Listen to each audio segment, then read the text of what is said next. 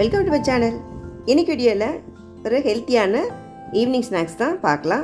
வாழைப்பூ வச்சு ஒரு வடை செஞ்சிடலாம். அதுக்கு வாழைப்பூவை நல்லா க்ளீன் பண்ணி எடுத்துக்கோங்க. கடலைப்பருப்பை 1 மணி நேரம் ஊற வச்சு எடுத்துகிட்டு அது கூட கொஞ்சம் உப்பு சேர்த்து குறைன்னு அரைச்சி எடுத்துக்கோங்க. இது ஒரு பவுலுக்கு மாற்றிடலாம்.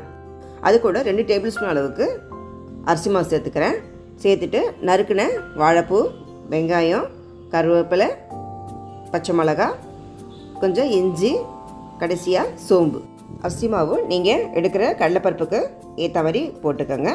ஏன்னா கொஞ்சம் கிறிஸ்பாக கிடைக்கும்.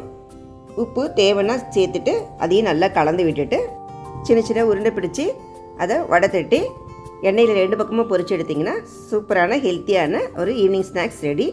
வாழைப்பூ கூட்டு சாப்பிடாதவங்கெல்லாம் இந்த மாதிரி செஞ்சு கொடுத்தீங்கன்னா கண்டிப்பாக விரும்பி சாப்பிடுவாங்க. அதுவும் சம்மர் ஹாலிடேஸ் வரை விட்டுட்டாங்க. கண்டிப்பாக ட்ரை பண்ணி பாருங்கள். இந்த ரெசிபி உங்களுக்கு பிடிச்சிருந்தா லைக் பண்ணுங்கள், ஷேர் பண்ணுங்கள், மறக்காமல் சப்ஸ்கிரைப் பண்ணுங்கள். தேங்க்யூ ஃபார் வாட்சிங்.